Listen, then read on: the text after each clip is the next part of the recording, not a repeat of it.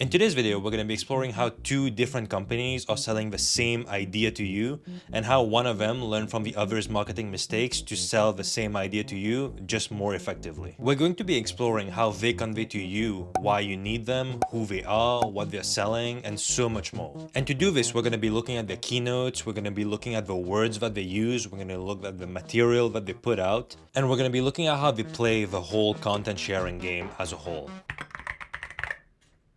Let's start with how we got introduced to the devices. Rabbit's first announcement was a keynote video that they shared at CES last week, whereas Humane's first video was a TED Talk that they released at the beginning of 2023. Already, TED Talks kind of happen in a vacuum, whereas CES is a huge opportunity for tech buzz, so Rabbit gets a point there for the correct place and time for a Hello World moment. Since both Rabbit and Humane are working on disruptive technology, they really have to give to you the context of why you need this device and what they're building towards. Rabbit brings the device at minute 6, whereas Humane brings the device at minute 4.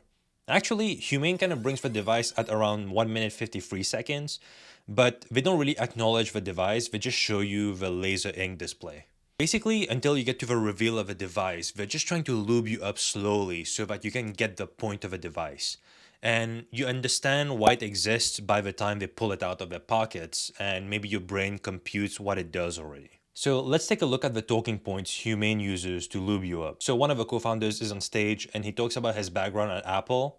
I spent 22 incredible years at Apple. He then proceeds to discuss Moore's Law. And as the power of compute increased, the size of our computers or our devices decreased. And then he talks about the evolution of a form factor of devices in the future. But what comes next? Some believe AR/VR glasses like these are the answer. In between, he talks about how a reporter once talked about the future of devices being invisible and does a little skit where he calls his wife through the device. In 2017, the legendary tech journalist Walt Mossberg wrote in his final column that he felt that soon, one day, technology would become invisible. And we agree. Sorry, this is my wife. He talks about AI, and mind you, this was at the beginning of 2023, a few months after ChatGPT became popular. So he didn't really dive into the whole LLM conversation, he just mentions AI. And then he gets to the device. In contrast, this is what the co-founder of Rabbit does. First thing is, he states the mission of Rabbit as a company. Our mission is to create the simplest computer, something so intuitive that you don't need to learn how to use it. He then talks about what they need to do to achieve this mission. The computer we're building, which we call a companion, should be able to talk to, understand, and more importantly, get things done for you. And then he also introduces a problem statement. Our smartphones has become the best device to kill time instead of saving them. He then proceeds to explain the existing technologies out there, like LLMs, and then proceeds to explain why they're still not fully developed. If you go to the ChatGPT and use their Expedia plugin to book a ticket, it can suggest options, but ultimately cannot assist you in completing the booking process from start to finish. Then he proceeds to talk about LAM, which is something Rabbit built on top of LLMs. This insight led us to create the large action model. It is a new foundational model that understands and executes human intentions on computers. Then the device pops up. So far, which keynote has really lubed you up best? In terms of explaining to the audience why a new device needs to exist and why this had to be engineered, they go ahead and state a mission and even a problem statement. That's pretty important to convince to people why this new form of interacting with technology needs to exist. Humane, on the other hand, take a more philosophical approach about it, where they're discussing the evolution of devices, they're talking about the predictions from this one reporter, and they're basically focusing on the idea of the future. Where Humane loses the mark here is that they're not justifying why their specific device fits into that future that they're talking about. Because simply, there's no real problem statement that's being discussed here. So Rabbit gets another point here. So now that they've shown the devices, what do they demo in terms of capabilities of the devices? So Humane already demoed the phone call that they picked up with a laser ink projection on the hand, and they also proceed to demo a complex question that's answered by the device. Where can I find a gift for my wife before I have to leave tomorrow? Vancouver's Granville Island is a lively shopping district. We also demo their translation service, although they don't really ask the device to translate anything. The device just starts translating out of nowhere.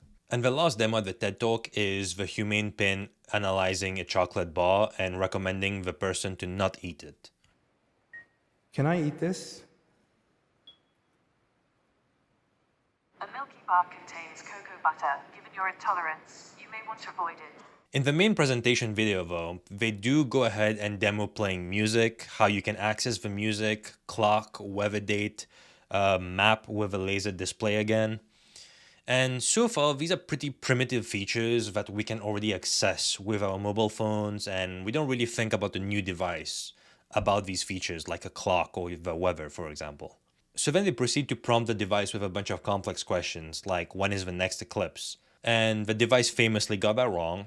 So then we demo more features like a text messaging feature, a summarization feature, more translation, a food and nutrition demo, which they also got wrong. Alright, moving on to the Rabbit R1, they demo the device by showing the capability of asking a question by the push of a button. Every output that comes from the device is shown on a screen as well. Because of the familiarity of the form factor with the buttons, a screen, just a normal device, it's already easier for us to digest what the capabilities of a device is because we're skipping past the hardware to get to the protein.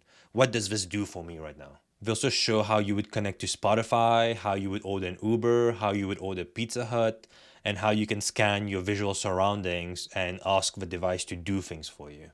So right now, I want you to forget the price. You probably already know the prices of these devices. I want you to forget about anything you know, just with information that you have right now. And I ask you, what does the Humane AI Pin do for you?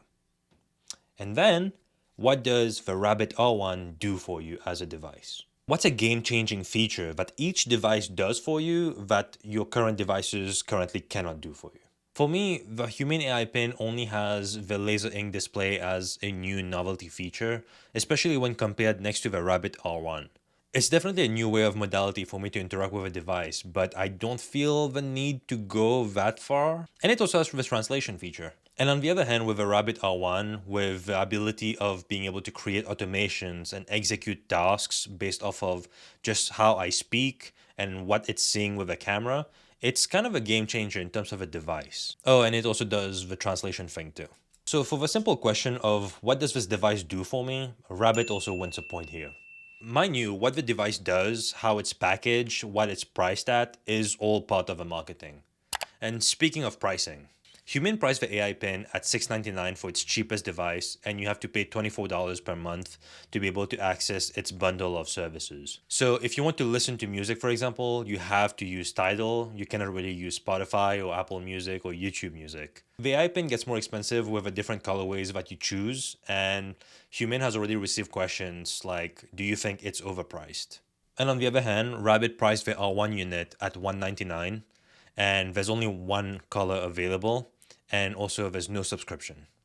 You can also connect to any service provider you want. So if you use Spotify, you can just use Spotify. And we also show that in the keynote demo. To me, the pricing is where things start to fall apart because this puts the AI Pin at a huge disadvantage. Even before the existence of a competitor, people were already questioning about why this device was costing so much and what does it really do for me if I'm willing to be paying $700 for something like this. Now with a competitor in the image, the AI Pin is simply not worth it for me unless I had already purchased one. And on the other hand, at $199, Rabbit has already sold 30,000 units in one weekend. There again, Rabbit gets another point. And lastly, let's look at online fodder. Basically, what do they leave in terms of crumbles so that tech articles can pick things up and write articles about them, just push out things on social media until they can get enough attention. So if you look at Rabbit, they were pretty smart because they announced at CES and they didn't even have a booth at CES. People were actually tweeting, wondering where the booth was because there's a video circulating on the internet about someone just playing with the device at the CES lounge. So they just pushed this video in the ether and now people are really interested because people think they got a hands-on experience with it. And they're playing the news cycle really well, so kudos to that. Other than that, it's just snippets from the keynote that are being shared on social media. The bright orange device also really stands out, and whenever I see it, I feel the need to pause it. And then I see the little camera rotating out there, and whenever I see little components like that, it makes me stop and look at what's going on. So they're playing the whole thing really well, and the design of the device plays really well into the online fodder game. For the AI pin, on the other hand, since the TED Talk and the main presentation, the laser ink display was the main component for them. And the form factor's unconventionality also gives a huge buzz to it. It does really well on YouTube Shorts, it does really well on Twitter. People are stopping to at least ask questions about what this is. So in terms of that game, both devices get a point in terms of attention grabbing. Now that we've gone through this analysis, I want to pass the question to you. What do you think about this whole comparison? For me, I feel kind of bad for Humane just because they were trailblazing in the AI hardware space. They had to introduce the concept to the public and they had to introduce why this is the future. And you can see that Rabbit looked at all the fiasco that happened around the AI pin and they rapidly adapted. They did 2 fundraisers in the middle of last year just to be able to push this product at CES this year. And it's working really well for them. So despite all the criticism that Humane is facing, they were the ones to trailblaze this path, and had it not been for them, maybe we would have had an entirely different presentation and an entirely different product from Rabbit, if at all. Let me know what you think in the comments below, and I'll see you next week.